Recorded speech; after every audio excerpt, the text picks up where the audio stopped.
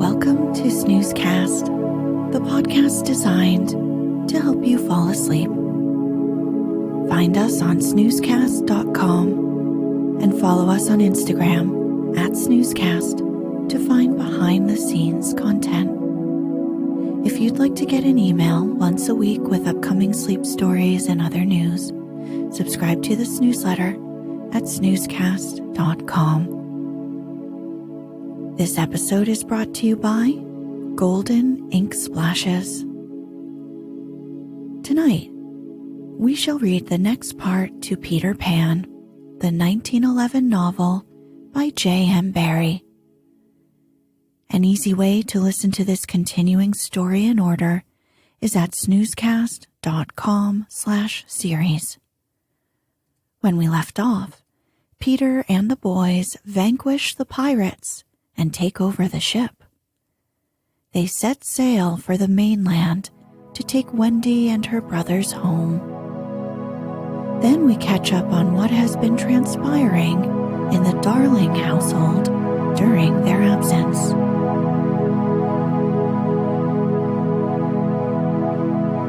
Let's get cozy. Close your eyes.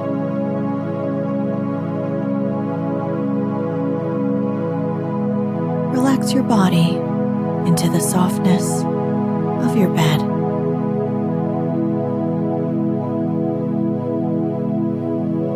Now, take a few deep breaths.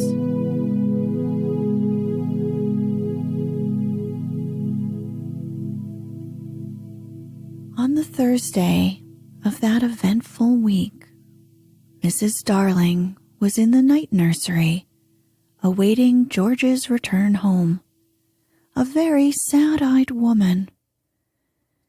Now that we look at her closely and remember the gaiety of her in the old days, all gone now just because she has lost her babes, I find I won't be able to say nasty things about her after all. If she was too fond of her rubbishy children, she couldn't help it. Look at her in her chair, where she has fallen asleep. The corner of her mouth, where one looks first, is almost withered up. Her hand moves restlessly on her breast, as if she had a pain there. Some like Peter best, and some like Wendy best, but I like her best. Suppose, to make her happy, we whisper to her in her sleep that the brats are coming back.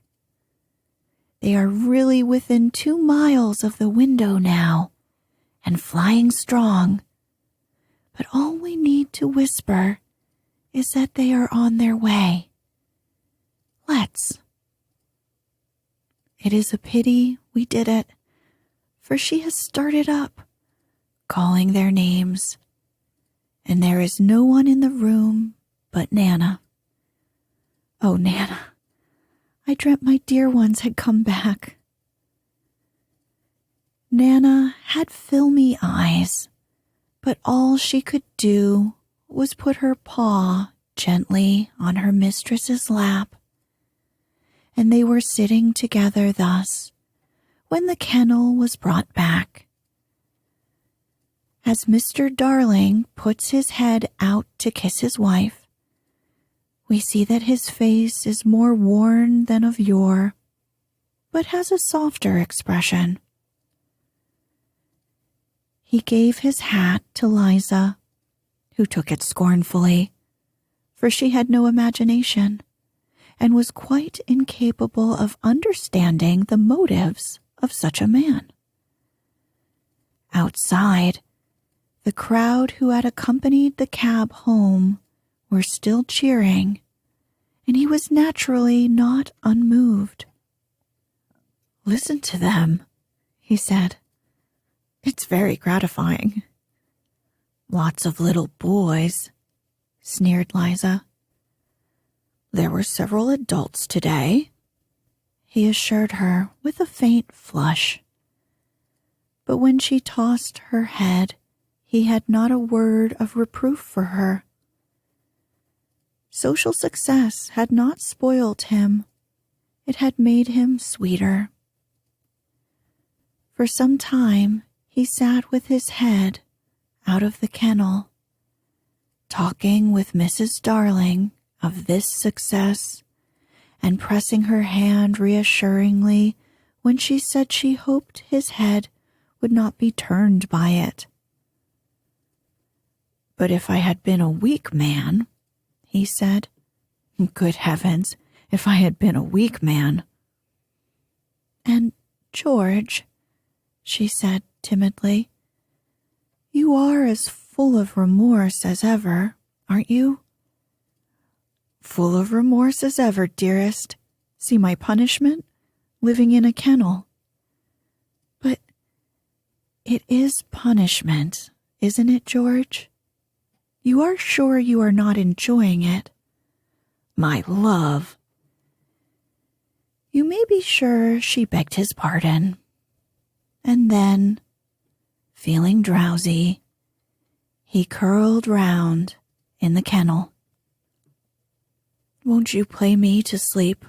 He asked, on the nursery piano. And as she was crossing to the day nursery, he added thoughtlessly, and shut that window.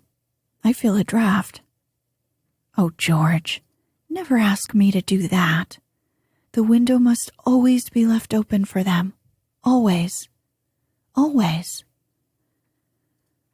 Now it was his turn to beg her pardon, and she went into the day nursery and played, and soon he was asleep. And while he slept, Wendy and John and Michael flew into the room. Oh no, we have written it so because that was the charming arrangement planned by them before we left the ship. But something must have happened since then, for it is not they who have flown in. It is Peter and Tinkerbell. Peter's first words tell all. Quick, Tink, he whispered. Close the window. Bar it. That's right. Now you and I must get away by the door. And when Wendy comes, she'll think her mother has barred her out, and she'll have to go back with me. Now, I understand what had hitherto puzzled me. Why, when Peter had exterminated the pirates, he did not return to the island and leave Tink to escort the children to the mainland. This trick had been in his head all the time. Instead of feeling that he was behaving badly, he danced with glee. Then he peeped into the day nursery to see who was playing. He whispered to Tink, It's Wendy's mother. She is a pretty lady, but not so pretty as my mother. Her mouth is full of thimbles, but not so full as my mother's was. Of course, he knew nothing whatever about his mother, but he sometimes bragged about her. He did not know the tune either, which was Home, Sweet Home, but he knew it was saying, Come back, Wendy, Wendy, Wendy. And he cried exultantly, You will never see Wendy again, lady, for the window is barred. He peeped in again to see why the music had stopped, and now he saw that Mrs. Darling had laid her head on the box, and that 2 tears were sitting on her eyes.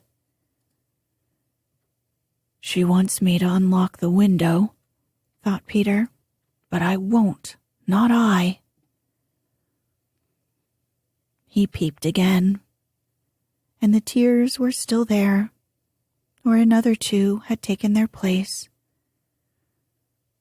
"She's awfully fond of Wendy," he said to himself. He was angry with her now for not seeing why she could not have Wendy. The reason was so simple.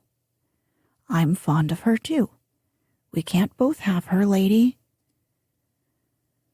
But the lady would not make the best of it, and he was unhappy.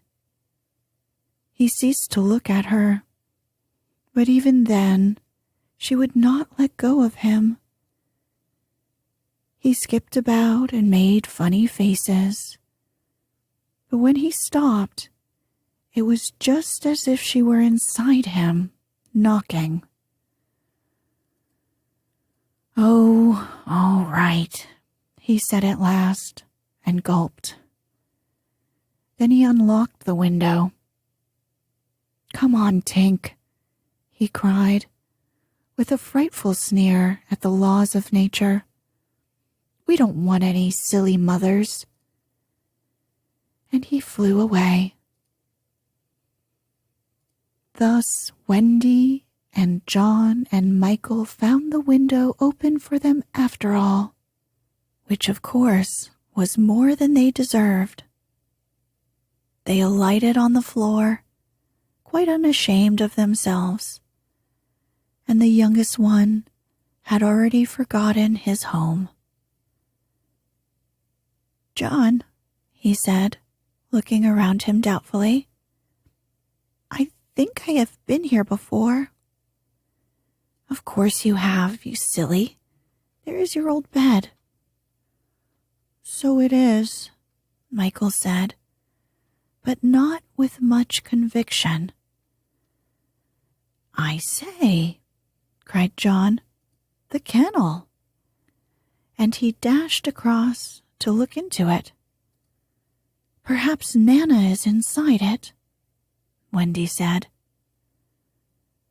But John whistled. "Hello," he said. "There's a man inside it." "It's Father," exclaimed Wendy. "Let me see Father," Michael begged eagerly, and he took a good look. "He is not so big as the pirates," he said with such frank disappointment that I am glad Mr. Darling was asleep. It would have been sad if those had been the first words he heard his little Michael say. Wendy and John had been taken aback somewhat at finding their father in the kennel. "Surely," said John, like one who had lost faith in his memory, "he used not to sleep in the kennel." "John," Wendy said falteringly, "perhaps we don't remember the old life as well as we thought we did." A chill fell upon them, and served them right.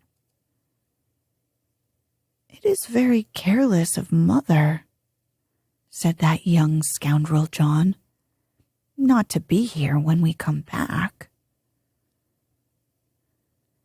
It was then that Mrs. Darling began playing again.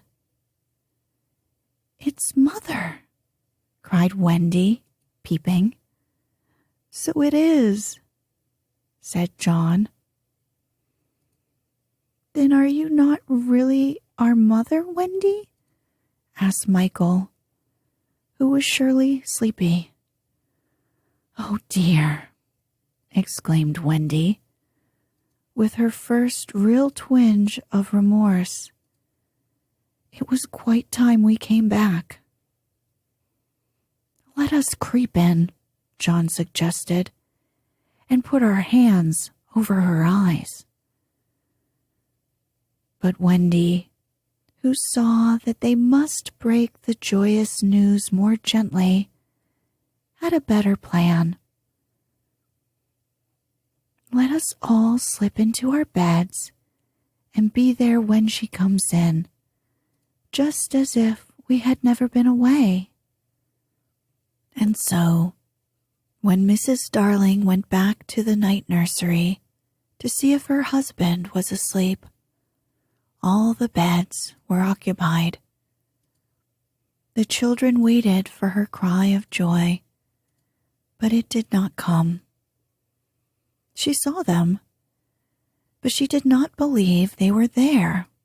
You see, she saw them in their beds so often in her dreams that she thought this was just the dream hanging around her still. She sat down in the chair by the fire, where in the old days she had nursed them. They could not understand this, and a cold fear fell upon all the three of them. "Mother," Wendy cried. "That's Wendy," she said. But still she was sure it was a dream. "Mother." "That's John," she said. "Mother," cried Michael. He knew her now. "That's Michael," she said, and she stretched out her arms for the three little selfish children they would never envelop again. Yes, they did. They went round Wendy and John and Michael, who had slipped out of bed and run to her. "George, George," she cried when she could speak, and Mr. Darling woke to share her bliss, and Nana came rushing in. There could not have been a lovelier sight, but there was none to see it except a little boy who was staring in at the window. He had had ecstasies innumerable that other children can never know, but he was looking through the window at the one joy from which he must be forever barred. Chapter 17. When Wendy grew up. I hope you want to know what became of the other boys. They were waiting below to give Wendy time to explain about them. And when they had counted 500, they went up. They went up by the stair because they thought this would make a better impression. They stood in a row in front of Mrs. Darling with their hats off and wishing they were not wearing their pirate clothes.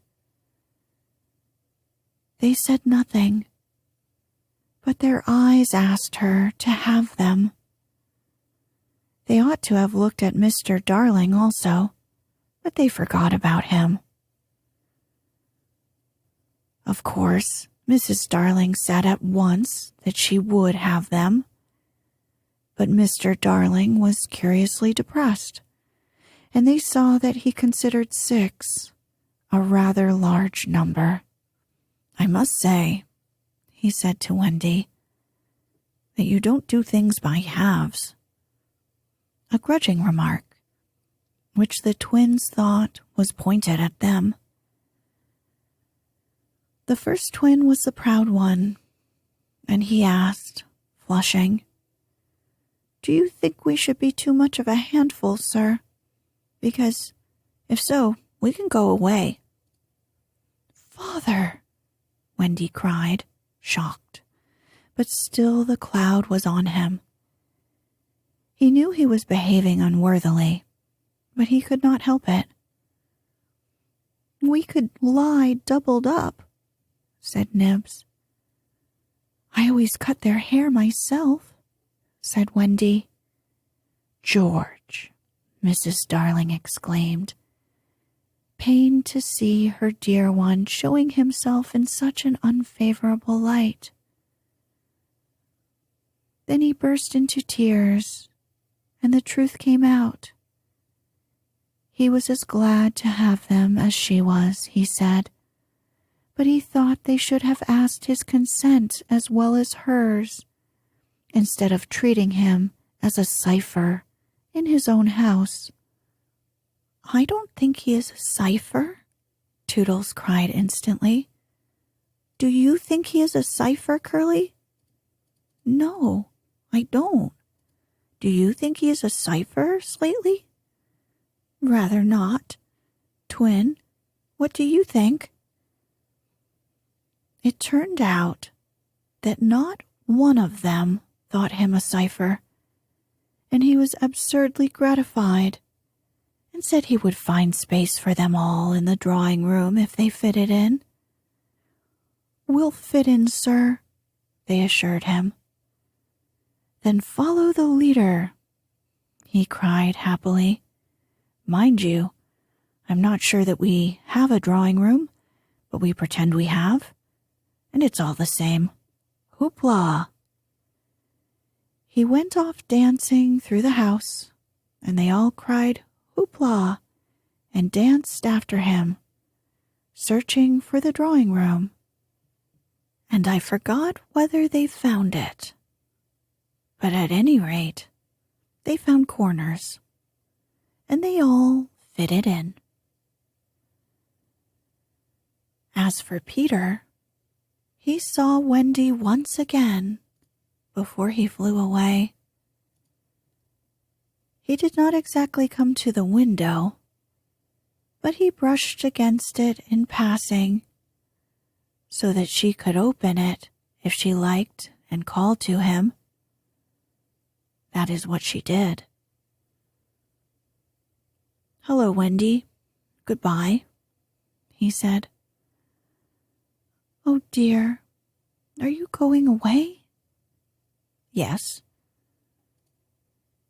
You don't feel, Peter, she said falteringly, that you would like to say anything to my parents about a very sweet subject?